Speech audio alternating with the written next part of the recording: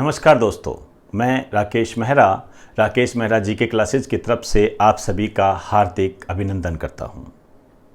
Static GK के इस portion में आज हम भारत के राष्ट्रीय प्रतीक पर चर्चा करने जा रहे हैं, जिस पर काफ़ी क्वेश्चन मैंने आपके पिछले एग्जाम में देखे हैं।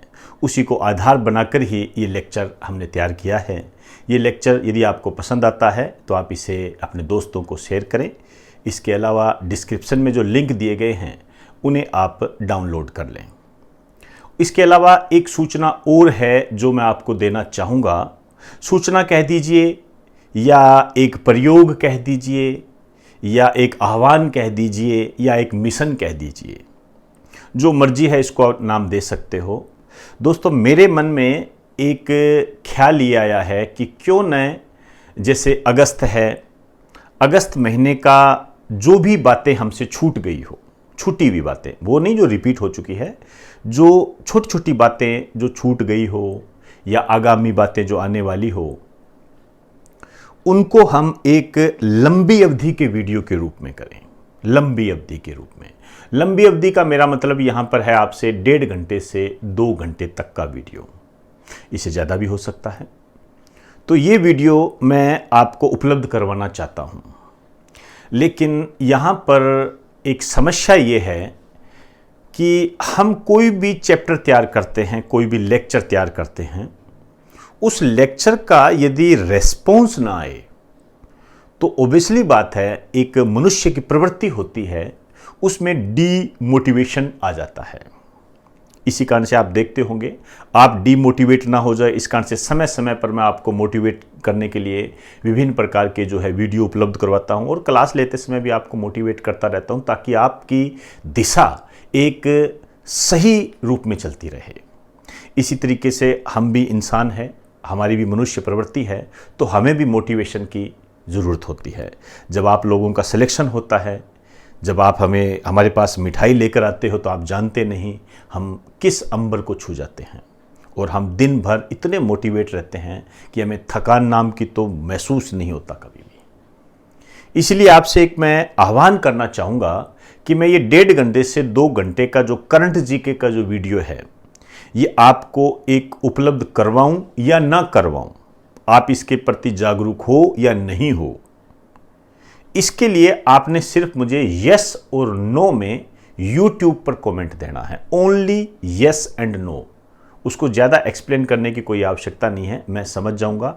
आपके यस और नो जो कमेंट होंगे, उनके आधार पर ही मैं ये वीडियो तैयार करूंगा। तो इस टास्क के बाद में अब मैं अपना टॉपिक प्रारंभ करता हूं। आप हेडिंग डाल दीजिए, भारत के राष्ट्रीय प्रतीक।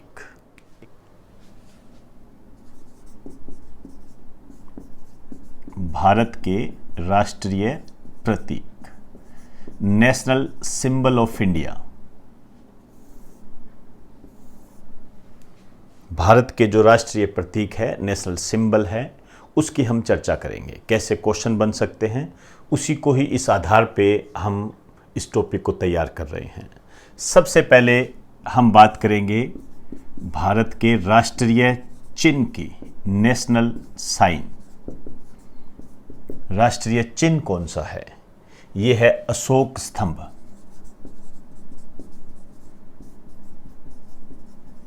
अशोक स्तंभ। एक बात और बता दूं आपको, कुछ जो नेशनल सिंबल है उनकी हमें विस्तृत जानकारी लेनी पड़ेगी, और कुछ जो सिंबल है उसमें हम केवल नाम से ही वो आपके परिपूर्ण माने जाएंगे। ये ध्यान रखिए, हर किसी की डिटेल करने की आपको कोई आवश्यकता नहीं है। जैसे अशोक स्तंभ, इसको हमें एक्सप्लेन करना पड़ेगा। जनरली हम बात करें तो आप जो, जैसे सिक्का होता है अपना रुपया, उस पर एक साइड में देखोगे तो 3, वो जो शेर का एक चित्रण बना होता है, हालांकि वो 4 शेर होते हैं, दिखाई हमें 3 ही देते हैं क्योंकि एक पीछे की तरफ होता है, वो अशोक स्तंभ है। ये जो अशोक स्तंभ है वास्तव में सारनाथ यूपी से लिया गया है। मैं सबसे पहले सारनाथ यूपी में जो अशोक स्तंभ है उसकी बात करूंगा, फिर भारतीय संविधान ने जो स्वीकार किया है उसमें कौन कौन से चेंजेज किए हैं उसकी चर्चा करेंगे।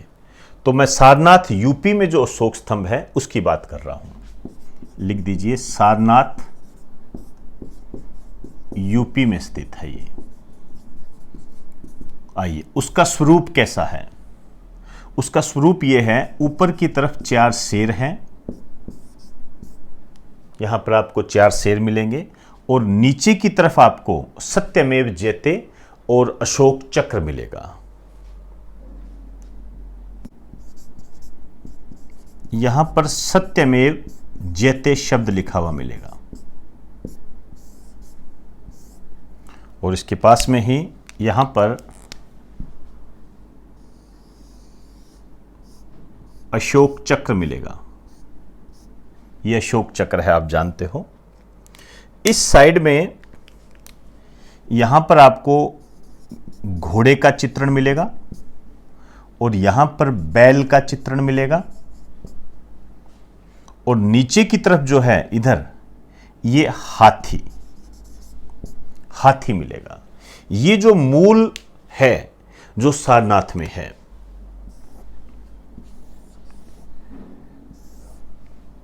यहां पर एक बात ध्यान रखना, ये जो सत्यमेव जयते शब्द है ये बहुत बार पूछा जाता है, हालांकि हिस्ट्री में हम इसकी चर्चा भी करते हैं। ये मुंडक उपनिषद से लिया गया है। आप जानते हो 108 उपनिषद होते हैं, जिनमें से मुंडक उपनिषद से ये सत्यमेव जयते शब्द लिया गया है। डायरेक्ट क्वेश्चन आता है कि सत्यमेव जयते शब्द कहां से लिया गया है, कौन से उपनिषद से लिया गया है? तो मुंडक उपनिषद से लिया गया है। अब यहां पर आपने एक बात ध्यान रखनी है, सारनाथ यूपी में स्थित है, कोई बात नहीं है, अशोक चक्र है, ये घोड़ा है, हाथी है, बैल है। इसे भारतीय संविधान ने जो स्वीकार किया था, ये 26 जनवरी 1950 को स्वीकार किया था। लेकिन खास बात यह है कि भारतीय संविधान ने इसे जब स्वीकार किया था तो उसमें हाथी को शामिल नहीं किया गया है, यह ध्यान रखें आप। एक लाइन लिखिए, 26 जनवरी 1950 को भारतीय संविधान के द्वारा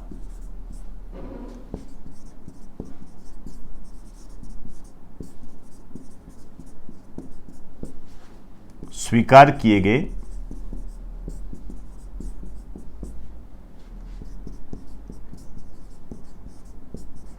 इस राष्ट्रीय चिन्ह में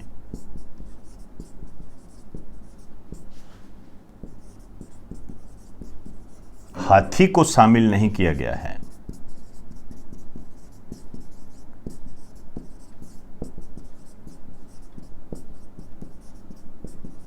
हाथी को शामिल नहीं किया गया है। अब देखिए, यही क्वेश्चन है। पहली बात तो कब स्वीकार किया गया? 26 जनवरी 1950 को इसे स्वीकार किया गया। और एक क्वेश्चन ऐसे बनता है, भारतीय संविधान के द्वारा स्वीकार किए गए अशोक स्तंभ में किस जंतु का चित्रण देखने को नहीं मिलता है? भारतीय संविधान के द्वारा स्वीकार किए गए अशोक स्तंभ में किस जंतु का चित्रण देखने को नहीं मिलता है? 4 ऑप्शन देता है, शेर, घोड़ा, हाथी, बैल। तो हाथी का चित्रण देखने को इसके अंदर नहीं मिलता है।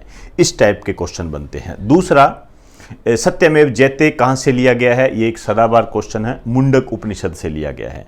तो 3 क्वेश्चन आपने ध्यान रखना है। और ये सारनाथ यूपी वाला भी आया हुआ है कि ये कहां पर है अशोक स्तंभ, तो सारनाथ यूपी में है ये।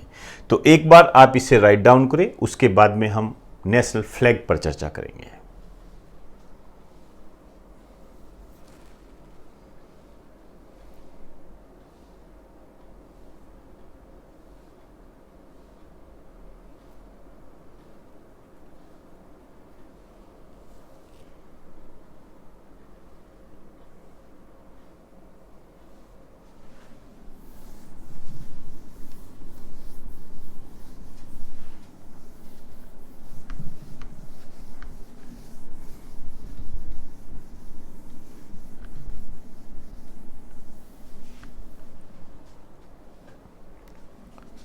नेक्स्ट लिखिए, राष्ट्रीय ध्वज, नेशनल फ्लैग। आप जानते हो ये है तिरंगा।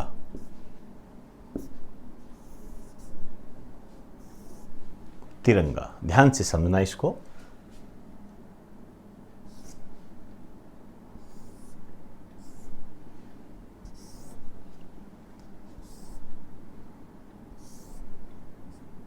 ये तिरंगा है। इसमें यदि हम देखें तो ऊपर की तरफ जो है ये है केसरिया रंग है,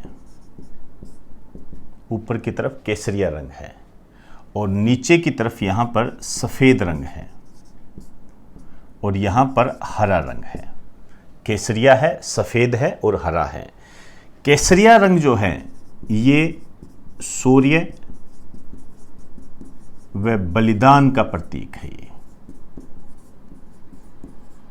और सफेद रंग जो है यह शांति व पवित्रता का प्रतीक है ये, पीस का प्रतीक है ये। और जो हरा है जीवन, खुशहाली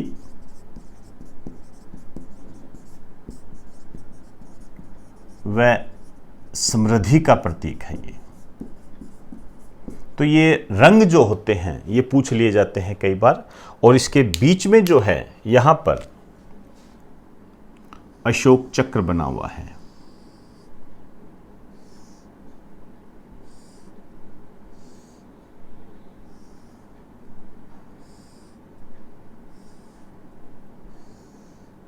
ये अशोक चक्र है।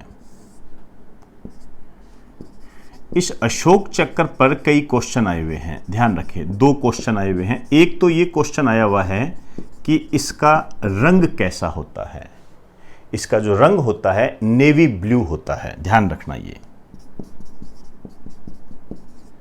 Navy blue. एक इसके अंदर ये पूछा जाता है कि इसमें तिलियां कितनी होती है। ये जो होती है ना ये 24 होती है, 24 तिलियां होती है, नेवी ब्लू कलर। अब आप देखिए यहां तक पूछा गया है कि राष्ट्रीय ध्वज में जो अशोक चक्र होता है उसका रंग कैसा होता है। इसी आधार पर आपने अपनी तैयारी करनी है, ऐसे क्वेश्चंस आते हैं इसके अंदर। दूसरा क्वेश्चन इसमें यह भी आया हुआ है कि भारत के राष्ट्रीय ध्वज में कौन से रंग को देखना नहीं मिलता है, कौन सा रंग नहीं मिलता है। तो ये 4 रंग देखने को मिलते हैं, ध्यान रखना। हम क्या 3 जानते हैं, केसरिया, सफ़ेद, हरा, इनको जानते हैं, जबकि चौथा रंग ये नेवी ब्लू होता है, ये भी होता है। तो 4 रंगों से हमारा राष्ट्रीय ध्वज बना होता है। एक कुछ बातें और है, जैसे इसकी लंबाई व चौड़ाई, इसका अनुपात पूछा जाता है। ये 3:2 होता है इसका लंबाई व चौड़ाई। और भारतीय संविधान में शामिल जो इसे किया गया था, एडॉप्टेड बाय इंडियन कॉन्स्टिट्यूशन,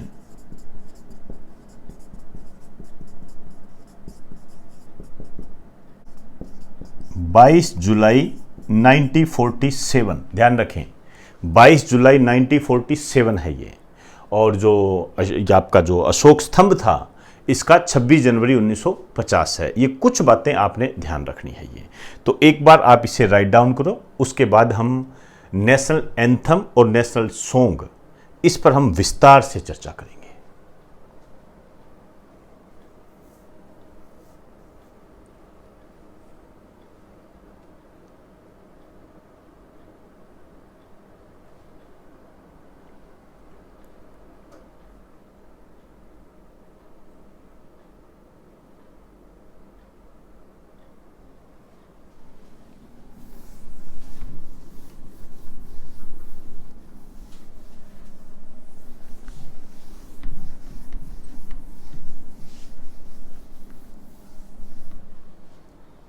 अब हम नेशनल एंथम और नेशनल सॉन्ग, राष्ट्रगान और राष्ट्रगीत पर चर्चा करेंगे और इसको कंपैरिजन करके करेंगे। हम कंपैरिजन कैसे करेंगे, कॉलम बनाएंगे हम। एक तो आपने इधर जगह छोड़नी है और एक साइड में लिखिए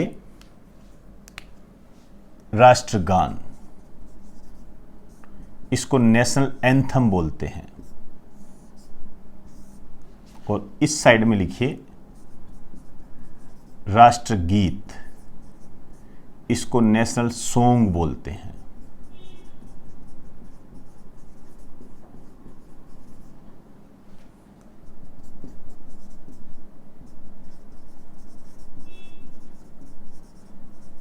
नेशनल एंथम और नेशनल सॉन्ग। अब ये कौन कौन से हैं? यदि हम राष्ट्रगान की बात करें तो राष्ट्रगान है हमारा जनगण मन। और राष्ट्रगीत की बात करें तो ये है वंदे मातरम। वंदे मातरम है ये। अब हम इसको विस्तार के तहत यदि देखें तो सबसे पहले हम बात करेंगे रचयिता। इसके रचयिता कौन है? इसके रचयिता है रविंद्रनाथ टैगोर। रविंद्रनाथ टैगोर ने इसे लिखा था। क्लियर? और ये जो इन्होंने लिखा था तत्वबोधिनी में लिखा था।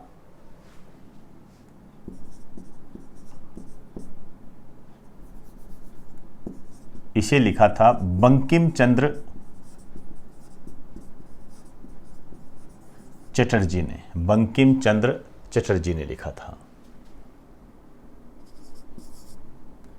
अब हम बात करेंगे कि ये जो इसके जो राइटर थे, इन्होंने इसे कौन सी पुस्तक में लिखा। जैसे अभी मैंने बताया था ना तत्वबोधिनी, तो इससे संबंधित जो पुस्तक है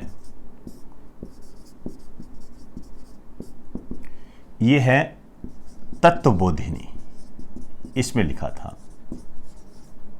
और इस तत्वबोधिनी में भी एक टाइटल रखा था इन्होंने, भारत भाग्य विधाता।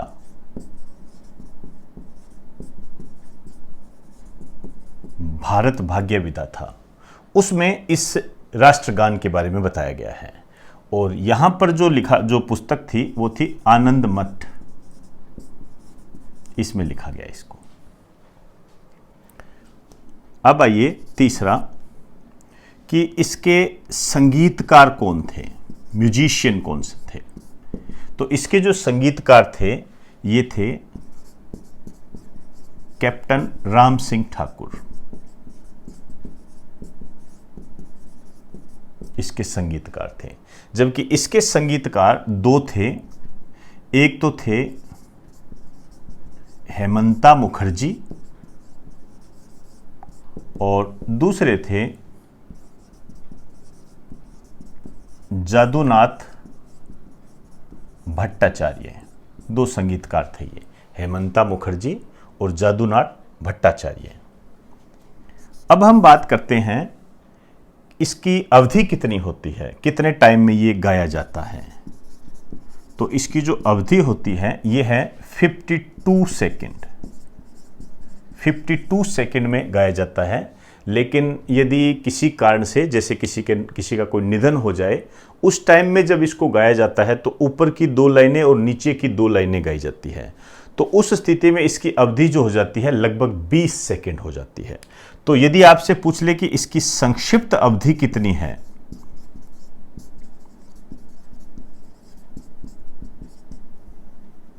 तो ये लगभग 20 सेकेंड होती है।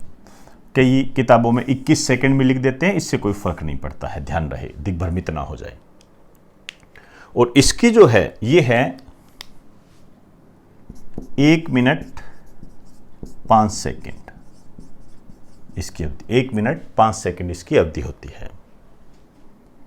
अब हम बात करेंगे अंग्रेजी में रूपांतरण।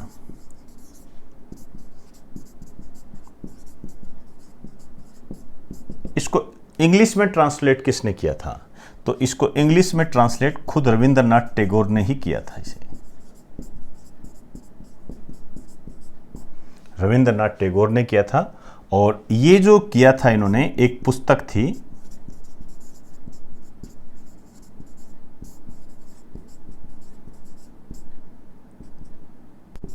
विश्व भारती। विश्व भारती नामक पुस्तक में किया था। आप इसको पत्रिका भी कह सकते हो। क्लियर? विश्व भारती नामक पत्रिका में किया था। इसी तरीके से इसका जो इंग्लिश में ट्रांसलेट किया था ये अरविंद घोष ने किया था। और ये किया था इन्होंने, इनके लिए जो संबंधित पत्रिका थी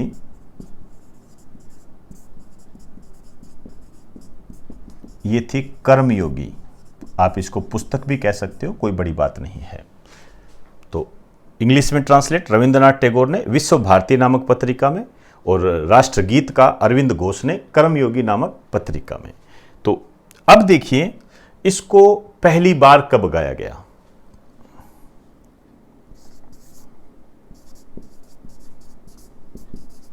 पहली बार कब गाया गया? इसे तो गाया गया था 1911 के कांग्रेस के कलकत्ता अधिवेशन में।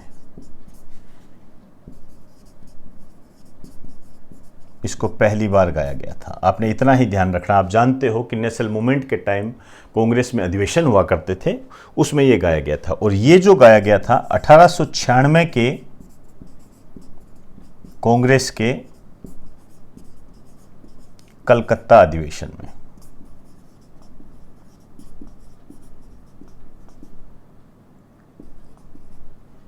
तो ये इसकी कुछ बेसिक बातें हैं। ये पहली बार कब गाया गया, इंग्लिश में इसको ट्रांसलेट किसने किया, अवधि कितनी होती है, संगीतकार।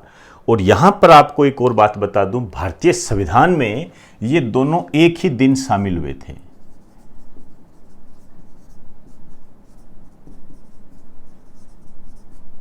भारतीय संविधान में शामिल, इन दोनों को जो भारतीय संविधान में शामिल किया गया था, ये 24 जनवरी 1950 को शामिल किया गया था। एक बात और बताना चाहूंगा मैं कि अभी जो संसद में अधिवेशन होते हैं, तो संसद के अधिवेशन का जो प्रारंभ होता है वो राष्ट्रगान से होता है, जबकि समापन जो होता है वो राष्ट्रगीत से होता है। ये लाइन और लिखिए, आप नोट डाल के लिख दीजिए।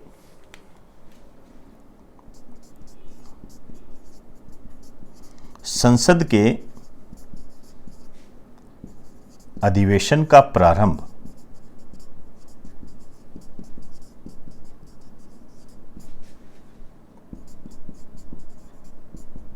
राष्ट्रगान से, जबकि समापन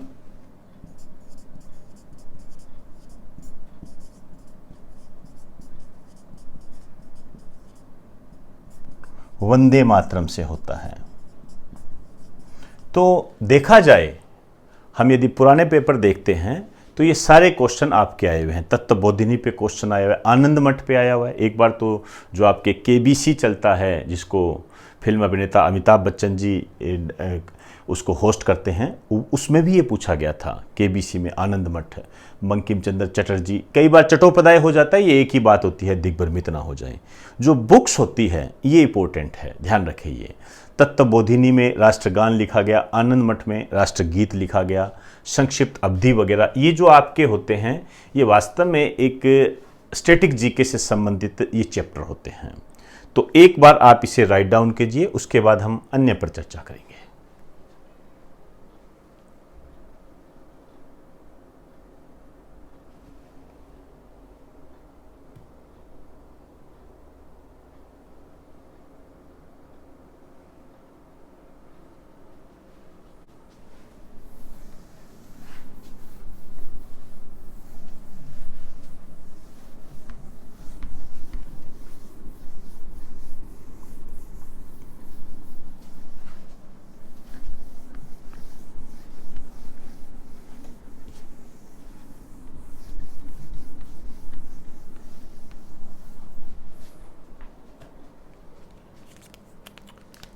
हेडिंग डालिए, चौथा पॉइंट, राष्ट्रीय कैलेंडर।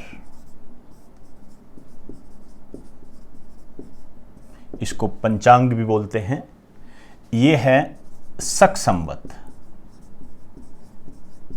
भारत का जो राष्ट्रीय कैलेंडर है ये शक संवत है, ध्यान रहे आप। और ये जो शक संवत है, वास्तव में इसका जो निर्माण हुआ था, मैं शक संवत की बात कर रहा हूं, ये जो बना था 78 ईस्वी में, और कनिष्क के काल में बना था। ये कुषाण शासक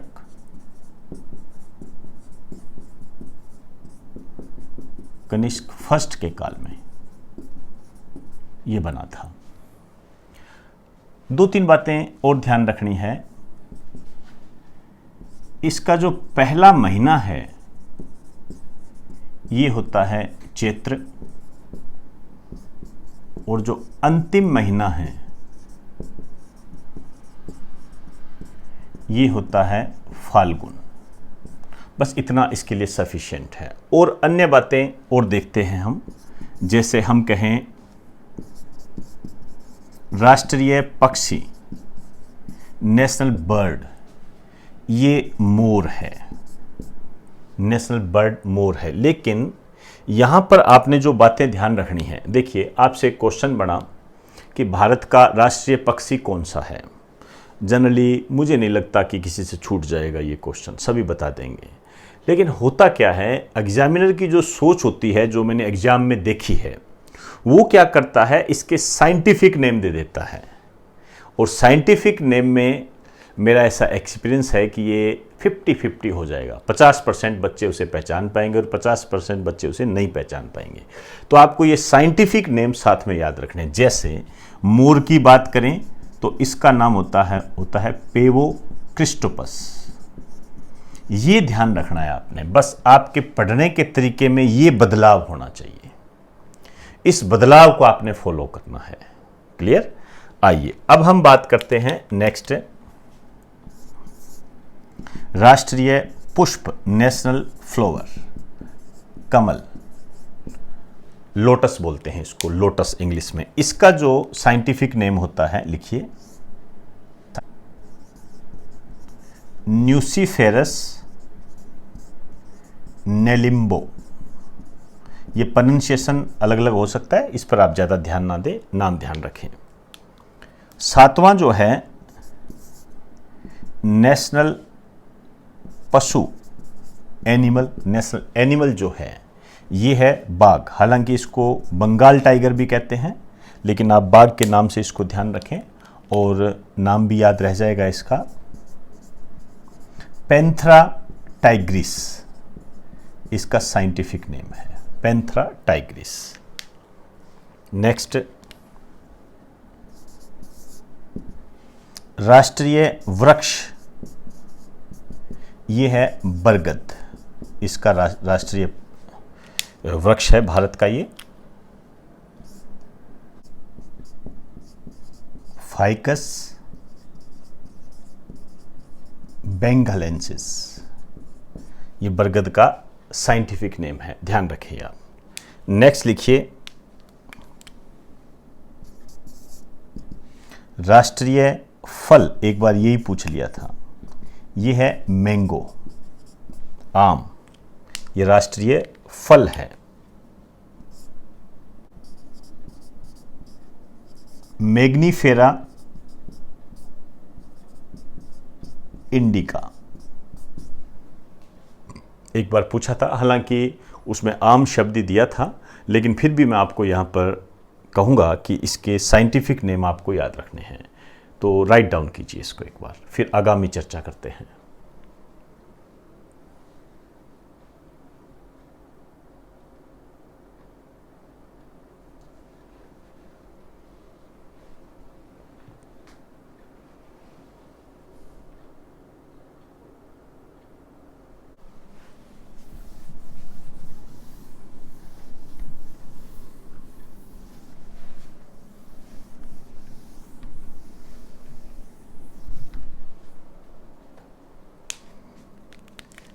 अब 3 पॉइंट बता रहा हूं जो आपके लिए मोस्ट इंपॉर्टेंट है।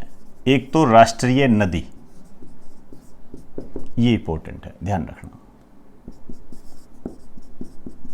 राष्ट्रीय जलीय जीव, एक ये इंपॉर्टेंट है। और एक राष्ट्रीय विरासत पशु, नेशनल हेरिटेज एनिमल। इन तीनों का ध्यान रखना है आपने, ये इंपॉर्टेंट है और लेटेस्ट भी है। राष्ट्रीय नदी है गंगा नदी, ध्यान रखना। और राष्ट्रीय जलीय जीव है गंगा नदी में निवास करने वाला गंगा डॉल्फिन। इसकी चर्चा हम ज्योग्राफी में भी करते हैं। नेशनल हेरिटेज जो पशु है ये है हाथी। क्लियर? अब देखिए, गंगा नदी का तो कोई वैज्ञानिक नाम होता नहीं है, डॉल्फिन और हाथी का वैज्ञानिक नाम होता है, जिसमें से डॉल्फिन का वैज्ञानिक नाम है प्लेटेनिस्टा गैंगेटिका, ये इसका वैज्ञानिक नाम है। और हाथी का है लोब्सोडोंटा।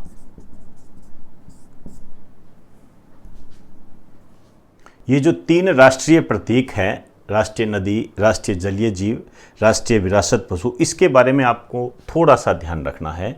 जैसे ये जो घोषित हुआ था 2008 में, 2008 में गंगा नदी घोषित हुई थी, लेकिन इसकी जो अधिसूचना जारी की गई थी, मतलब आप कह सकते हो एक सामान्य तरीके से लागू, ये 2009 में हुआ था, ध्यान रखें ये। और राष्ट्रीय जलीय जीव जो है ये घोषित हुआ था 2009 में, लेकिन इसकी अधिसूचना जो जारी की गई थी ये 2010 में जारी की गई थी। इसी तरीके से राष्ट्रीय विरासत पशु जो है ये 2010 में घोषित हुआ था, लेकिन 2011 में इसकी अधिसूचना जारी की गई थी। हालांकि ऐसे कोई क्वेश्चन नहीं बनेंगे नॉर्मल, फिर भी आप ध्यान रखें 2008, 2009, 2010 इतने से ही काम चल जाएगा आपका ये। तो राष्ट्रीय जलीय जीव गंगा डॉल्फिन, राष्ट्रीय विरासत पशु हाथी, राष्ट्रीय नदी गंगा नदी। आप घोषित पर ध्यान दें, अधिसूचना बाद में जारी होती है ये। क्लियर? अब देखिए, इनके अलावा कुछ अन्य और भी सिंबल है, उनका आपने ध्यान रखना है। जैसे अन्य राष्ट्रीय प्रतीक, सिंपल वे में बता रहा हूं।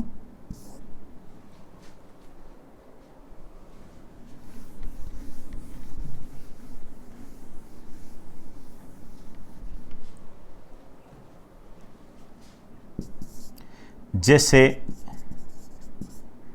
राष्ट्रीय पोशाक,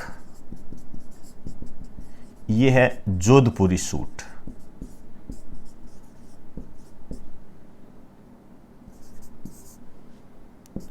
नेशनल डिश, ये है खिचड़ी।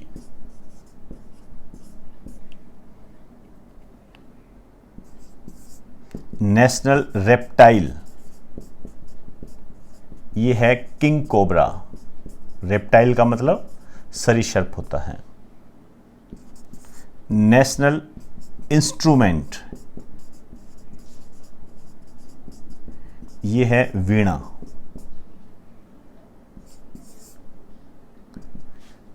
राष्ट्रीय मिठाई, ये होती है जलेबी।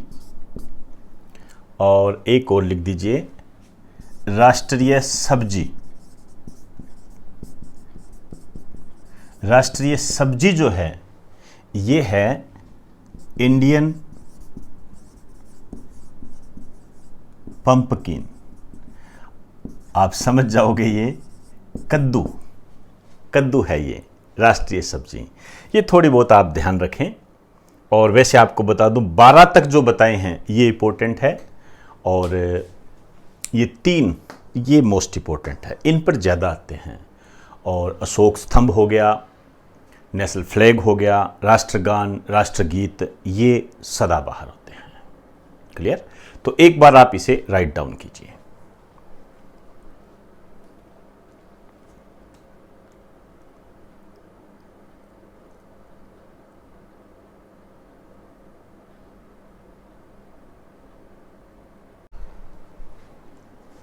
तो दोस्तों, स्टैटिक जीके के इस पोर्शन में आज हमने भारत के राष्ट्रीय प्रतीकों को जानने का प्रयास किया है। ये आपके एग्ज़ाम की दृष्टि से सदाबहार क्वेश्चन के रूप में हमेशा उभर कर सामने आते हैं। तो दोस्तों, ये वीडियो आपको कैसा लगा, आप इसे ज़रूर बताएं और अपने दोस्तों को इसे शेयर करें। इसके अलावा जो डिस्क्रिप्शन में जो लिंक दिए गए हैं उन्हें आप डाउनलोड कर लें। और इसके अलावा जो सूचना मैंने आपको दी थी कि क्या हमें करंट जीके का एक लंबी अवधि का वीडियो बनाना चाहिए या नहीं बनाना चाहिए, इस पर आप अपने यस और नो में कमेंट ज़रूर करें। उसी आधार पर ही फिर उसकी रूपरेखा रखी जाएगी। तब तक के लिए आप हमें इजाज़त दीजिए। आप सभी को हमारा नमस्कार।